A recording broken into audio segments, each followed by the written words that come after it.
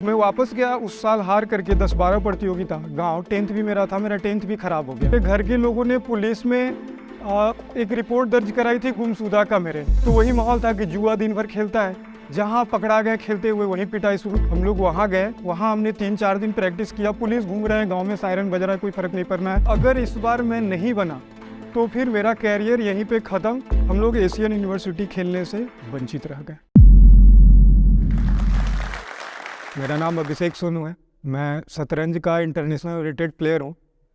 2003 में मैंने अपने गांव में जब 10th की पढ़ाई कर रहा था, उस वक्त चेस मैंने अखबार के जरिए जाना था कि चेस एक गेम होता है जिसमें कि विश्वनाथन आनंद लगातार वर्ल्ड चैम्पियन बनते ही जा रहे थे और उनका बहुत सारा न्यूज आता था।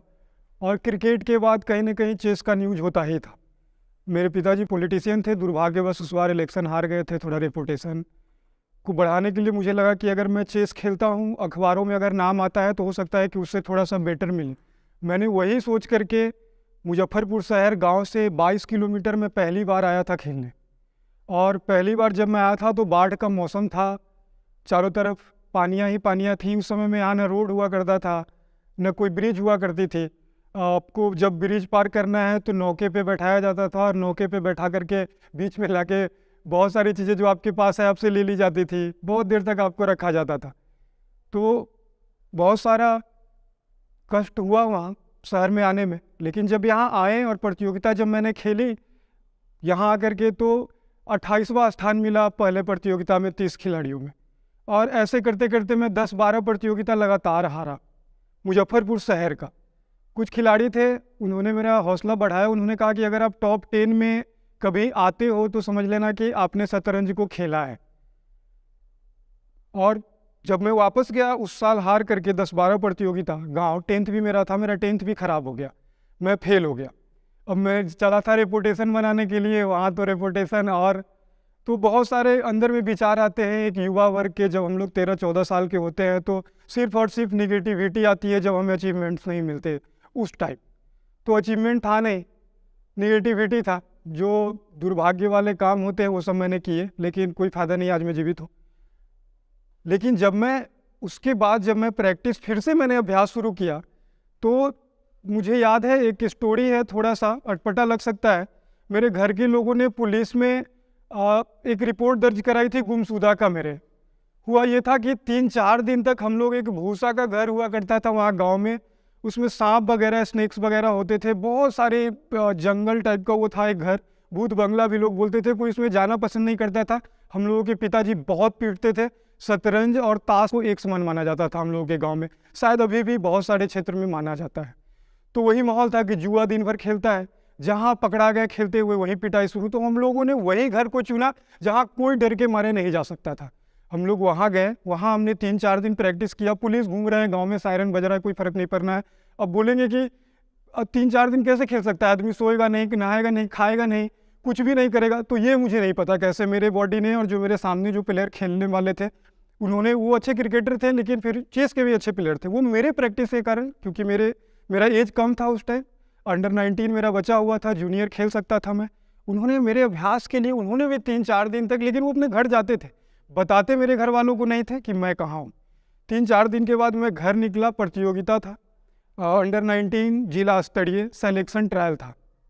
3-4 साल बीत गए थे, 10th मेरा फेल हुए, पढ़ाई सब चीज़ बंद था, मेरा पढ़ाई लिखाई सब बंद था, सिर्फ चेस चलता था।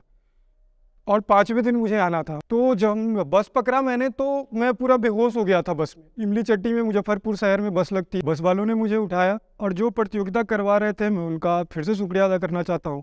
उन लोगों ने मेरे कारण मेरा मैच रोक कर रखा था। और बस से जब मैं निकला, वहाँ पहुँचा वेन्यू पे, चंद्रलोक चौक पे वेन्यू था, मैं वहाँ खेलने आया।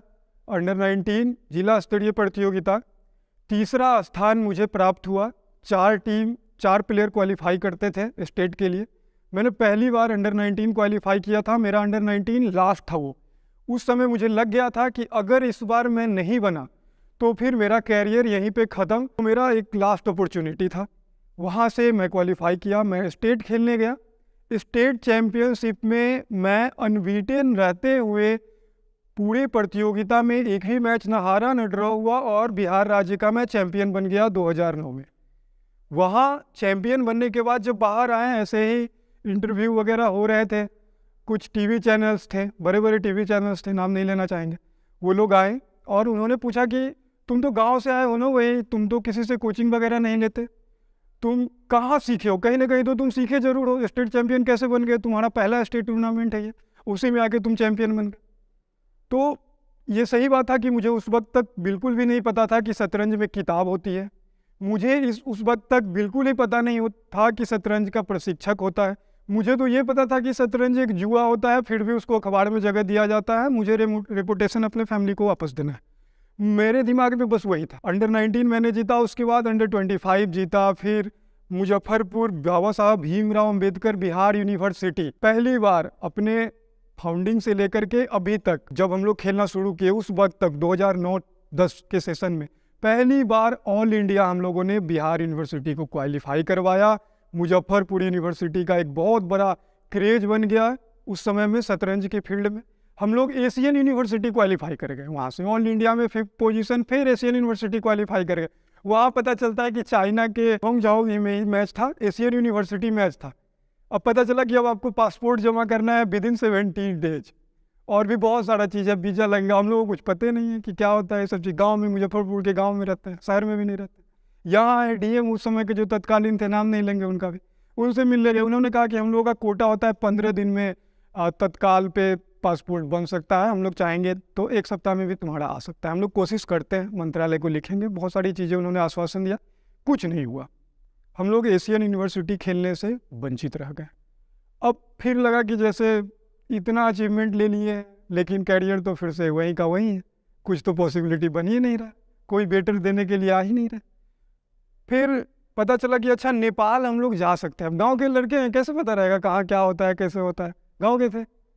तो पता चला कि नेपाल में वीज़ा पासपोर्ट नहीं लगता।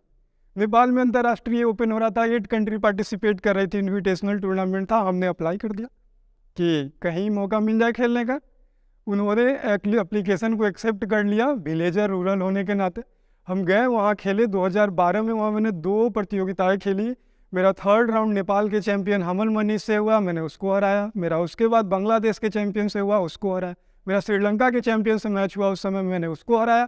ऑस्ट्रेलिया के ओल एलेक्जेंडर अंतर्राष्ट्रीय मास्टर थे। अंतर्राष्ट्रीय मास्टर का मतलब शतरंज में होता है एक बहुत बड़ा, जैसे IIT आप समझ सकते हैं, IIT उस तरीके का, या फिर IAS IPS में IPS आप समझ सकते हैं। तो उस टाइप लेवल के प्लेयर थे। और उनसे जब मैं खेल रहा था, मैच ख़त्म होने के बाद वो मुझे वॉक पे लेके गए। करीब 12-13 किलोमीटर का उन्होंने वॉक कराया मुझे, वही पहाड़ पे।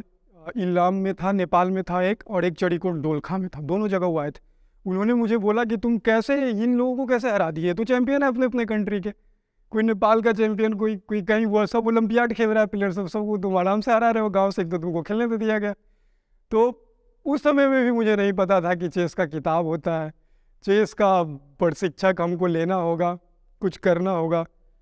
और वहाँ मुझे अपने कैटेगरी में दोनों में गोल्ड मेडल मिला, अपने कैटेगरी में 8 कंट्री पार्टिसिपेट। वहाँ से वापस आया, फिर यहाँ आया, फिर यहाँ सिचुएशन जस का तस, कोई बदलाव नहीं, कोई चेंजिंग नहीं, नो चेंजिंग। अब तो थोड़ा सा गांव में ये क्रेज बन गया था कि सब लोग अपने बच्चों को तो सिखाना चाह रहे थे, लेकिन डर रहे थे कि इतना ये करके, इतना सब चीज़ स्ट्रगल करके वहाँ तक पहुँचा, फिर भी अभी तक कुछ नहीं है, इसको कोई बेनिफिट नहीं है। लेकिन उसी समय में लखनऊ में Awadh international all India open था, मैं वहाँ खेलने गया था, 3rd पोजीशन मिला था, पैसा कुछ मिला था उसमें। और यहाँ सौभाग्यवश security and intelligence service SIS के ऑनर मालिक RK सिन्हा आए हुए थे शहर में।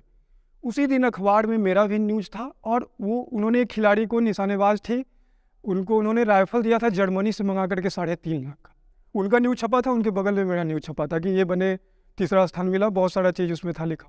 उन्होंने अपने PA को बोला कि इसको बुला करके लाओ, हमको इससे मिलना है मुजफ्फरपुर। मैं गाँव में था, कैसे कैसे उन लोगों ने अरेंज किया, मुझे वहाँ से बुला करके लाया।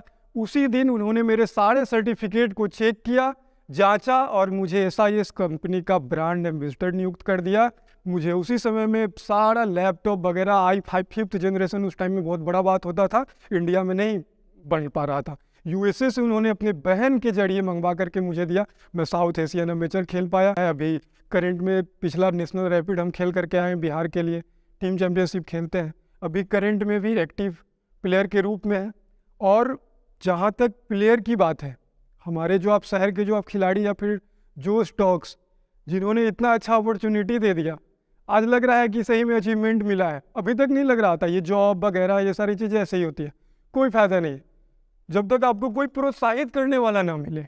तो मैं आप बच्चों को यही बताना चाहता हूँ कि जब मैं आर के सिन्हा के पास गया, वहाँ मैंने देखा वो बड़ी दुनिया है, बहुत बड़ी दुनिया है, बहुत सारा वहाँ भी मेहनत है। और लोग अगर आपको बुला रहे हैं तो वो आपका यूज भी करेंगे, आपसे काम भी करवाएंगे, आपसे काम भी करेंगे। तो आपका गेम करियर ख़त्म हो जाएगा अगर आप कहीं पे जॉब करेंगे। तो आपको प्रोत्साहन चाहिए होता है, सिर्फ और सिर्फ एक खिलाड़ी को प्रोत्साहन चाहिए होता है। तो वो प्रोत्साहन मैंने सेट कर दिया। मैं वहाँ से छोड़ करके मैं आ गया मुजफ्फरपुर। शतरंज का ऑनलाइन गेम मैंने करवाया, सारे जिलों के खिलाड़ी पार्टिसिपेट किए, 3 चरण में किया। पहला जिला चरण किया, फिर उसके बाद जोनल किया, फिर उसके बाद स्टेट किया। और वहाँ पे हम लोगों ने बहुत बड़ा एक भव्य आयोजन कराया, फिर सबको पुरस्कार वितरण किया। एक ऑनलाइन प्लेटफॉर्म मैंने बिहार में क्रिएट किया। मैंने भी अपना एक चेस की वकालत मैंने किया, मैंने उसमें खिलाड़ियों को बुलाया, उनको मोटिवेशन किया और एक गुरुकुल मैंने तैयार किया। उसमें सारा चीज़ निःशुल्क हम रखते हैं, फ्री रखते हैं, कोई कोचिंग का फ़ी नहीं, कोई कोर्स का चार्ज नहीं, सारा चीज़ उसका फ्री है। उस गुरुकुल में एवरी वीक प्रैक्टिस होता है। आप लोग वहाँ से भी जुड़ सकते हैं, आप लोग खुद जुड़ सकते हैं, आप लोग ऑनलाइन भी जुड़ सकते हैं और आगे बढ़ सकते हैं। स्टेट चैम्पियन बनना आसान है, नेशनल चैम्पियन बनने में मेहनत लगती है। एक बार स्टेट चैम्पियन बने, आपको रास्ता मिल जाएगा।